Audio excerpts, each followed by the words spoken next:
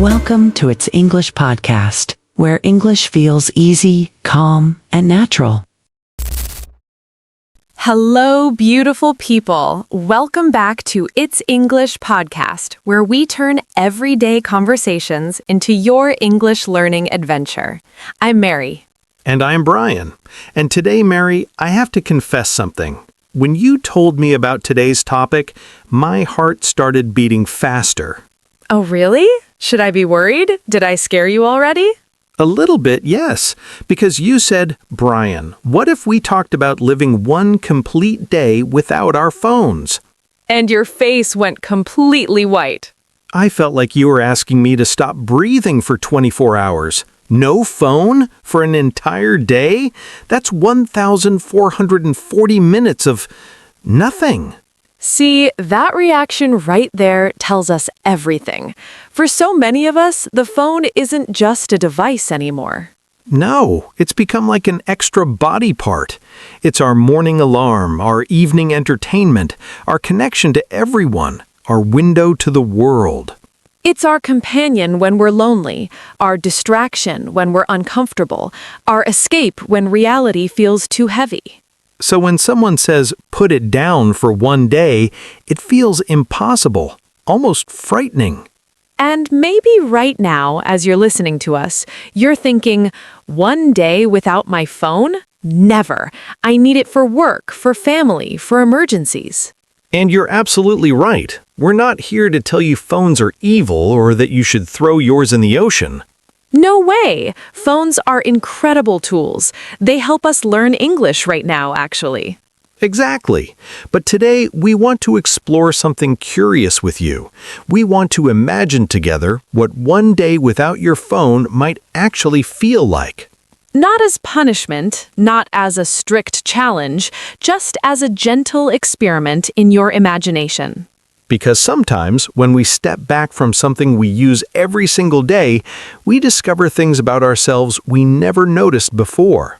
And before we dive deeper, let me tell you about today's episode. This is a B1 level conversation, perfect for intermediate learners. If you're A2, don't worry, you can still follow along. If some parts feel quick, that's completely normal. Your brain is working and learning even when you don't catch every word. And if you're enjoying this kind of natural English learning, please hit that subscribe button for It's English Podcast and leave us a like. It truly helps other learners discover us. And in the comments, we'd love to know, would you ever try a no phone day? Just write yes, no, or maybe and tell us why. Be completely honest. If your answer is absolutely not, I love my phone too much, that's perfectly fine. We want real answers, not perfect answers. All right, so let's paint a picture together. Imagine this. Tonight, before you sleep, you make a decision. You tell yourself, tomorrow, just for one day, I will live without my phone. You charge it, you put it in a drawer far from your bedroom, you close your eyes, and you wait for tomorrow. And when that tomorrow comes, when morning light touches your face, there's no screen glowing in your hand, just you, your thoughts, and a brand new day stretching ahead.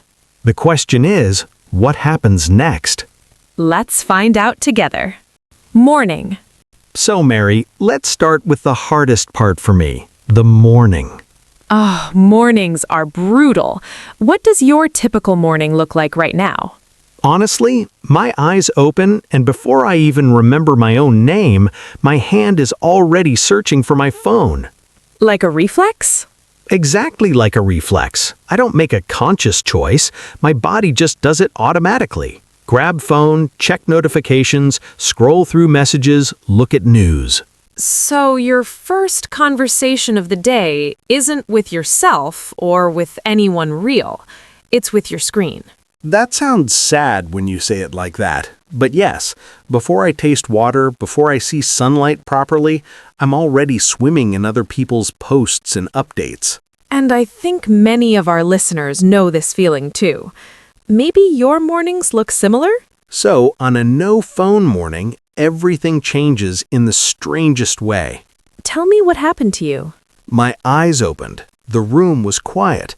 My hand reached out to the bedside table and then confusion. Your hand grabbed empty air? Exactly. My fingers were looking for that familiar rectangular shape, but it wasn't there. For a moment, my brain panicked. What did your brain say? It was screaming, "Emergency! The phone is missing! Find it now!" Even though you chose to put it away yourself. Right. Even though I knew exactly where it was, my body felt this strange anxiety, like something terrible had happened. That's actually fascinating. It shows how deeply our phones are wired into our morning routine. And the weirdest part? I couldn't check the time. Oh, that's a big one. Usually my phone tells me everything. What time it is, what day it is, what the weather will be, what I should be worried about in the news. So without it, you felt a bit lost? Completely lost. I had to actually get out of bed and walk across the room to look at the wall clock. The ancient technology. I felt like I'd traveled back in time, like I was living in the year 2000 or something. Maybe some of you listening have a clock on your wall that you never look at because your phone does everything. On a no-phone day, that forgotten clock suddenly becomes your best friend. So after you survived those first confusing minutes, what did your morning routine become? That's where things got really interesting and uncomfortable. Uncomfortable how? Normally, I have this morning ritual. I sit on my bed and I scroll for at least 15 to 20 minutes. I tell myself it's just to wake up properly. But really? Really, I'm avoiding the day. I'm postponing the moment when I have to face my own thoughts and responsibilities. That's really honest, Brian. On this no-phone morning, I couldn't postpone anything. I sat on my bed and my hands were empty. My mind was empty, and suddenly I could hear everything. What could you hear? Birds singing outside my window, cars passing in the distance, my own breathing, the sound of my neighbor's door closing. Sounds that were always there? Always there, but I never noticed them because I was always buried in my screen. And how did that make you feel? At first, overwhelmed. The silence felt too loud, if that makes sense. It makes perfect sense. Sometimes when we remove the noise we're used to, the real world can feel intense. Intense is the perfect word. Everything felt more intense. My thoughts, my feelings, even the light coming through the window. I experienced something similar on my no-phone morning. I went to make coffee and I realized I always have my phone in my hand while I'm waiting for the water to boil. What do you usually do? I scroll through social media, I check messages, I watch short videos. 5 minutes of waiting becomes 5 minutes of distraction. So you never actually experience making coffee? You're somewhere else mentally. Exactly. But on this morning, I just stood there in my kitchen, watching the kettle, listening to the water start to bubble and rumble. That sounds almost meditative. It was, but it was also really uncomfortable because when you're just standing there with nothing to look at, your real feelings come up. What feelings came up for you? I realized I felt anxious about my day. I felt worried about some things I'd been avoiding, and I felt lonely. The phone was covering those feelings? Like a blanket, a digital blanket that kept me from feeling too much. That's profound. Maybe many people listening right now use their phones the same way without realizing it. As a shield, as protection, as a way to not be alone with themselves. And when that shield is gone, even for one morning, you're suddenly face to face with yourself. Which can be scary and beautiful at the same time. So let's talk about the next scary part, leaving the house. Oh boy, this is where I almost broke my promise. Really? What happened? I was getting dressed, getting ready to go outside, and I did my usual pocket check. You know, keys, wallet, phone. The Holy Trinity. Exactly. And when my hand touched my pocket and there was no phone, I felt genuine fear. Fear of what? Fear of being disconnected, fear of being unreachable. Fear of being alone in the world without my safety net. Did you almost take it? I stood by the drawer where I'd put it. My hand was on the handle. I was thinking, maybe just this once. Maybe I should bring it just in case. Just in case of what? That's the thing. I couldn't even name what the emergency might be. I just felt like I needed it. But then I took a deep breath and I told myself, Mary, it's just one day. You can do this. And you walked out? I walked out with my heart beating like I was going on a dangerous adventure. That's so relatable. I felt the same way, like I was walking outside naked or something. Oh my goodness, yes. Like everyone could see I didn't have my phone and they'd judge me. Which is crazy because nobody actually cares whether you have your phone or not. True, but in that moment, it felt like such a big deal. So what was your first test? The elevator. Ah, the dreaded elevator moment. Usually, the second I step into an elevator, my phone comes out. I cannot handle that awkward silence with strangers. Same. I'd rather stare at my screen than make eye contact with my neighbor. Right? But this time, there was no screen to save me. Just me, 2 other people, and 4 walls. What did you do? At first, I looked at my shoes like they were the most interesting shoes in the universe. The classic shoe examination. Then I looked at the floor numbers going up. 1, 2, 3. Incredibly fascinating stuff. Did anyone talk? No, but something small happened. I looked up and one of the neighbors caught my eye, and we both smiled. Just a simple smile? Just a simple smile. But it felt human. It felt real. More real than sending 100 emoji reactions online. Those tiny moments of human connection that we miss when we're always looking down. Exactly. And that small smile actually made me feel less alone than scrolling through hundreds of posts. I had a similar moment at the bus stop. Tell me. Normally, waiting for the bus is my prime scrolling time. I hate waiting, so I fill it with content. Videos, articles, messages. Everything. My thumb is just swiping and clicking nonstop. So on this day, what did you do? I just stood there. And at first, I felt so bored, like painfully bored. Your brain was probably screaming for stimulation. It was. But then, after a few minutes, something shifted. I started actually seeing things. What did you see? I saw a little girl holding her mother's hand, jumping over cracks in the sidewalk. I saw an elderly man reading a real newspaper, his glasses sliding down his nose. Real life happening right in front of you. Real life that I'd been missing every day while my eyes were glued to a screen. And how did that make you feel? Honestly, it made me a bit sad. I thought about how many beautiful small moments I've missed while scrolling through fake perfect moments online. That's a powerful realization. But it also made me hopeful, because if I'd been missing these moments, that meant they were always there, waiting for me to notice.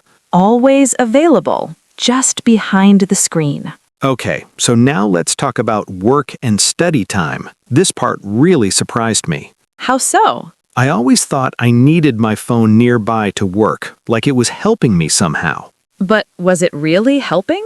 No, that's what I discovered. It was actually destroying my focus constantly. Tell me your normal work pattern with your phone. It's embarrassing, but I'll be honest. I sit down to work, I focus for maybe 3 to 5 minutes, then my brain whispers, just check your phone quickly, just one tiny look. And you believe this lie. Every single time. I think it'll only take 5 seconds. But those 5 seconds turn into 15 minutes! Before I know it, I've watched 3 videos, read 20 comments, and checked 4 different apps. And your work? My work is sitting there, abandoned, while I'm lost in the digital world. So on your no-phone workday, that temptation was removed completely. Removed completely. At first, my brain kept asking for it, like a child asking for candy. Please, just one check. Just one. Exactly. My mind was so used to that little reward, that little escape, that little break. How long did it take your brain to calm down? Maybe 20 minutes of discomfort. But then something magical happened. What? I entered deep focus, real, actual deep concentration that I hadn't felt in years. Years? I'm not exaggerating. I used to be able to focus for hours when I was younger, but lately I thought I'd lost that ability. You thought something was wrong with your brain. Yes, I thought maybe I had attention problems or something, but really it was just my phone breaking my attention into tiny pieces all day long. So when you removed the phone, your natural focus came back. It came back slowly, but yes, I worked on one project for 2 hours straight without stopping. How did that feel? Incredible. I felt productive. I felt capable. I felt proud of myself. And maybe some of our listeners are experiencing this same problem right now. If you're studying English or working on anything important and you keep reaching for your phone, you're not broken, you're just distracted. And that distraction is a habit, not a permanent condition. Exactly. Habits can change. I noticed something similar when I tried to read a book without my phone nearby. You read a physical book? I know, shocking. But yes, I picked up a real book from my shelf, one I'd bought months ago but never finished. What do you usually do when you read? My phone sits right next to me, and every few paragraphs I hear it buzz, or I think I hear it buzz. The phantom vibration. Yes, and even when it doesn't actually buzz, my mind wonders what I'm missing, who messaged me, what's happening online. So you're reading but not really reading. I'm reading with half my brain. The other half is thinking about my phone. And on this day? On this day, I put the phone in another room completely, and I sat down with just the book. Was it hard at first? Very hard. My hand kept reaching to the side where my phone usually sits. My mind kept wondering what time it was, what I was missing. But did you push through? I did, and after about 10 minutes, I fell into the story. Really fell in. Like being transported to another world. Exactly. I forgot about time. I forgot about notifications. I was just inside the book, living with the characters. When was the last time you'd experienced that? Honestly, maybe when I was a teenager, before smartphones existed. That's what we've lost, isn't it? The ability to be completely absorbed in one thing. And our listeners might not even remember that feeling if they're younger. They might have grown up always having a phone nearby. So for them, this kind of deep focus might feel brand new, not like something they're getting back. Which is even more exciting. Imagine discovering for the first time that you can actually concentrate for hours without any digital interruption. It's like finding a superpower you didn't know you had. Now, Brian, let's talk about something that really touches my heart. The phone situation at home with family. Oh, this is big. This is where I felt the most guilt during my no phone day. Guilt? Why guilt? Because I realized how much I'd been missing, how much I'd been choosing my screen over real people. Paint a picture for us. What does a normal evening at home look like? I come home from work, I'm tired. I throw my bag on the floor, I sit on the couch, and automatically my phone comes out. Like a reflex again? Exactly. I don't even decide to do it. My body just does it. And what's happening around you while you're on your phone? That's the painful part. My younger sister might be showing my mom something she drew at school. My dad might be trying to tell a story about his day. But you're not really there. I'm physically there, my body is in the room, but my mind, my attention, my heart, they're somewhere else, lost in videos or comments or pointless scrolling. So you're together but alone. Yes, we're all in the same room, but we're in different worlds. My sister is in her world, my parents in theirs, me in my digital world. 4 people, 4 separate universes. And the sad thing is, nobody says anything. This has become normal. Maybe our listeners see this in their own homes too. Dad on the couch with his, mom at the table with hers, kids on the floor with theirs. Everyone together, everyone lonely. So, on your no phone evening, how was it different? I came home and I did my usual routine. I headed to the couch, but then I remembered, no phone. How did it feel? Uncomfortable. I sat there and my hands didn't know what to do. They felt useless. What did you do with them? I just sat there for a minute feeling awkward, and then my sister walked over to me with her drawing. Oh, that's sweet. She said, "Brian, look what I made today."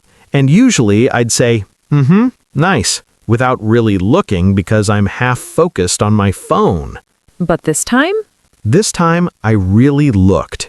I picked up the drawing, I studied it, I asked her questions. What's this part? Why did you use this color? What's the story? And her reaction?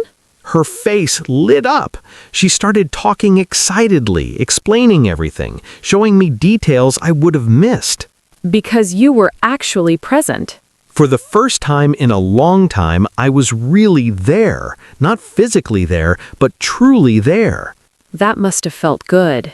It felt amazing and heartbreaking at the same time. Heartbreaking, why? Because I realized how many of these moments I'd been half missing, how many times she'd tried to share something with me and I'd given her only a fraction of my attention. The phone was stealing your presence. It was, and I was letting it. I had a similar experience with my mom that evening. What happened? We were in the kitchen together. She was cooking dinner, and normally I'd be sitting at the table scrolling while she cooks. So you're there but not helping. Exactly. I'm there in body, but I'm not connecting, not talking, not helping. And on this day? I put my phone away, remember? So I couldn't scroll.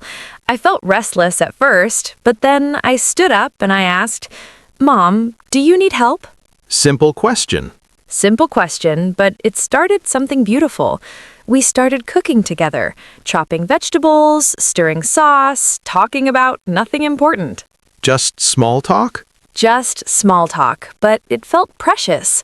We laughed about something silly. We shared a memory from when I was little. Connection. Real connection, the kind you can't get through a screen. And I think what you're describing is something so many families are missing right now. Yes, we're living together, but not really sharing life together. Because our phones create these invisible walls between us. Even when we're sitting right next to each other on the same couch, we're separated by our screens. And maybe some listeners right now are thinking about their own families. Maybe they're realizing they've been doing the same thing. If that's you, don't feel bad. You're not a terrible person. This is what modern life has become for so many of us. But the good news is you can change it. Even small changes make a difference. Like having one meal together with no phones on the table. Or one evening a week where everyone's phone goes in a basket and you just talk or play a game together. These small moments can bring back the closeness that screens have been stealing. Evening conversations. Mary, something really unexpected happened to me later that evening. I'm curious, what was it? A friend called me on the house phone. Wait, people still have house phones? My parents do, and I was shocked when it rang because I'd forgotten that sound. So your friend couldn't reach you on your cell? Right, because my cell was away, so they called the house phone and we actually talked. Actually talked, like voice to voice? Voice to voice, not texting, not sending voice messages, but real conversation. How long has it been since you had a real phone conversation? Months, maybe longer. Usually everything is texts or quick voice notes. Those are easier, right? They're easier, but they're also colder. They're more convenient, but less connecting. So what was different about this real conversation? Everything. We talked for 30 minutes straight. We laughed, we went deep into topics, we really listened to each other. You couldn't scroll while talking.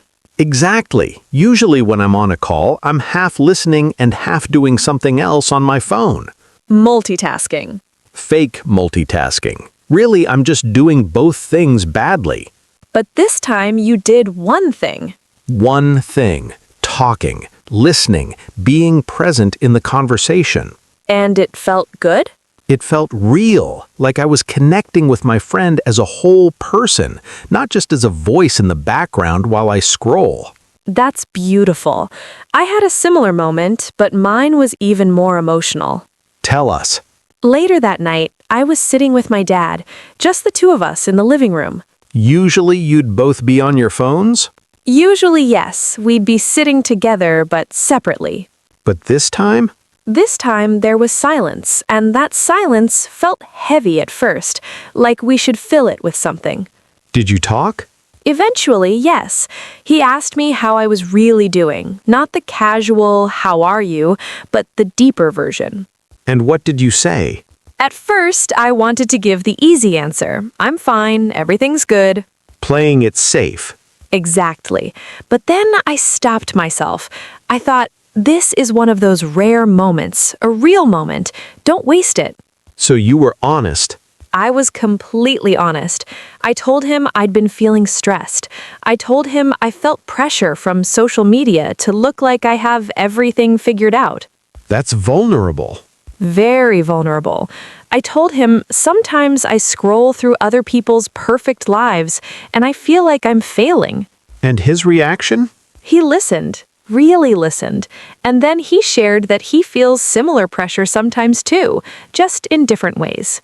So you both opened up. We both opened up, and we talked for over an hour about life, about fears, about hopes, about things we'd never discussed before. Because there was no phone to hide behind. Exactly. The phone is like a shield. It protects us from deep conversations and deep feelings. But when you take away that shield, You're exposed, and exposure can be scary, but it's also where real connection happens. I think many people are afraid of that exposure. Of course, it's easier to send a meme or an emoji than to say, I'm struggling, or I'm lonely, or I need you. But those real conversations are what we actually need. They're what feeds our hearts. Not likes, not comments, not followers. Real human connection. And on a no-phone day, you create space for that to happen. Realizations and insights. So, Brian, after this whole day, did anything change in how you see your phone? Everything changed. I started seeing it completely differently. How did you see it before? Before, I saw it as essential, like I couldn't survive without it. And now? Now, I see it as a tool that I've been letting control me instead of me controlling it.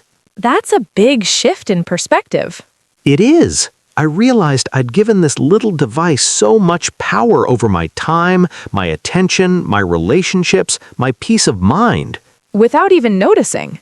Without even noticing, it happened gradually, bit by bit, until suddenly I was checking it 100 times a day. And during your no phone day, what did you notice most? I noticed how often I reach for it without any reason. Like a habit? Like an addiction, honestly. I'd be standing in line and my hand would go to my pocket. I'd be sitting on the couch and my fingers would search for it. Even when you weren't bored or waiting for anything? Even then, it was automatic. My body was trained to constantly check. That's a bit scary when you think about it.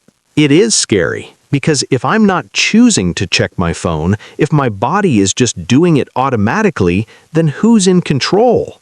The phone is controlling you, not the other way around. Exactly. And I don't want to live like that. So, what are you going to do differently? I'm going to create some boundaries, small ones at first. Like what? Like no phone in the bedroom. I'll use a real alarm clock, like a normal person from 2005. That's a good start. And no phone during meals. Even if I'm eating alone, I want to actually taste my food and be present. Those sound like simple changes, but they're actually quite powerful. What about you, Mary? What did you learn from your no phone day? I learned that I've been using my phone as an emotional crutch. What do you mean? Whenever I feel bored, I grab my phone. Whenever I feel anxious, I scroll. Whenever I feel lonely, I check social media. So the phone is like medicine for uncomfortable feelings? Exactly, but it's bad medicine because it doesn't actually heal anything. It just covers it up temporarily. And then the feeling comes back? It always comes back, and sometimes it comes back even stronger because I've been avoiding it instead of dealing with it. So on your no phone day, you had to actually feel your feelings. I had to sit with them. I had to be uncomfortable. And you know what? I survived. The discomfort didn't kill you? It didn't kill me, and actually, after sitting with those feelings for a while, some of them started to ease. Because you faced them instead of running. Yes, running away through scrolling only makes things worse in the long run. That's really insightful, Mary. And I think many of our listeners might be using their phones the same way without realizing it. As an escape from reality? As an escape from feelings, from boredom, from loneliness, from anxiety, from sadness. But feelings are part of being human. They are, and when we constantly escape them, we lose touch with ourselves. We become strangers to our own hearts. Beautiful way to say it, Brian. That's exactly what happens. Anxiety is a feeling of worry, nervousness, or fear, especially about something in the future. For example, I felt anxiety when I couldn't find my phone. Or, she has anxiety about speaking English in public. Repeat. Anxiety. Now let's talk about the word ritual. A ritual is something you do regularly in the same way, almost like a ceremony. It gives structure to your day. For example, my morning ritual includes coffee, stretching, and checking the news. Or, scrolling through social media before bed became my nightly ritual. Repeat, ritual. Next one, overwhelmed. When you feel overwhelmed, you feel like there's too much happening. You can't handle everything. It's too much pressure or emotion. For example, without my phone to distract me, I felt overwhelmed by my own thoughts. Or, she felt overwhelmed by all the homework she had to do. Repeat, overwhelmed. Here's an interesting phrase, play it safe. When you play it safe, you choose the easy, comfortable option instead of taking a risk. You avoid danger or difficulty. For example, when my dad asked how I was, I played it safe and just said, I'm fine. Or, he wanted to play it safe, so he didn't share his real opinion. Repeat, play it safe. Now, a really useful word, vulnerable. Vulnerable means open to being hurt, either physically or emotionally. You're exposing your true self without protection. For example, I felt vulnerable sharing my real feelings with my dad. Or, when you're honest about your struggles, you're being vulnerable. Repeat, vulnerable. Next phrase, emotional crutch. An emotional crutch is something you depend on to deal with your feelings, even though it's not a healthy solution. It's like a fake support. For example, my phone became an emotional crutch. Every time I felt anxious, I scrolled. Or, some people use food as an emotional crutch when they're sad. Repeat, emotional crutch. Here's a beautiful phrase. Be present. To be present means to be fully there in the moment, giving your complete attention, not thinking about the past or future, or being distracted. For example, without my phone, I could finally be present during conversations. Or, she tried to be present while playing with her children, instead of thinking about work. Repeat. Be present. Next one, boundary. A boundary is a limit you set to protect yourself, your time, or your energy. It's like drawing a line. For example, I created a boundary, no phones in the bedroom after 10 p.m. Or, setting boundaries with work helps you have a better life balance. Repeat, boundary. And our last phrase, sit with your feelings. To sit with your feelings means to allow yourself to feel emotions without trying to escape or fix them immediately. You just let them be there. For example, Instead of grabbing my phone, I learned to sit with my loneliness. Or, sometimes you need to sit with uncomfortable feelings to understand them. Repeat, sit with your feelings. Those are our 10 words and phrases for today. You don't need to memorize all of them right now. Pick one or two that feel useful to you. And try to use them in a sentence this week. Maybe write it in the comments. That's how language becomes part of you, through practice, not just listening. Mary, we've been talking for a while now, and I have to say, this conversation has made me think deeply about my relationship with my phone. Me too, Brian. It's amazing how something so small can have such a big impact on our lives. And I hope our listeners are feeling the same reflection happening inside them. Maybe you're thinking about your own habits right now. Maybe you're noticing how often you've checked your phone just during this episode. And that's okay. Awareness is always the first step. You can't change what you don't notice, so just noticing is already progress. The question we want to leave you with is simple. What would one day without your phone teach you about yourself? Would it show you that you're more dependent on it than you thought? Would it reveal feelings you've been avoiding? Would it give you back time for things you've been missing? Would it reconnect you with people you've been physically close to, but emotionally distant from? We don't have the answers for you. Only you can discover them through your own experience. But we encourage you to try something small this week. Just one tiny boundary, one small experiment. And see what happens. See what you notice. See what you feel. You might be surprised by what you discover. And remember, this isn't about being perfect or becoming someone who never uses their phone. We're not anti-technology. We love the good things phones give us, including this podcast. But we are pro-intentionality, pro-presence, pro-connection, pro-being awake to our own lives. And sometimes that means putting down the very thing that promises to keep us connected. Because the deepest connections happen not through screens, but through presence. Not through likes, but through listening. Not through scrolling, but through seeing. The world is waiting for you. The real world, right in front of you. Your family is waiting. Your friends are waiting. Your own heart is waiting. And maybe today or this week, you can give them your full attention, even if just for a little while. Thank you so much for being here with us today on It's English Podcast. We're so proud of you for listening, for learning, for growing your English skills.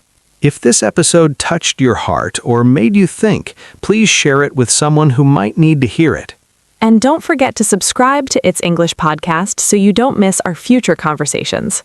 Leave us a comment telling us, will you try a no phone challenge, even just for a few hours? We'd love to hear from you. Your voice matters to us. This has been Mary. And Brian. And you've been listening to It's English Podcast. Take care, be present, and we'll talk to you in the next episode. Bye, everyone. Bye.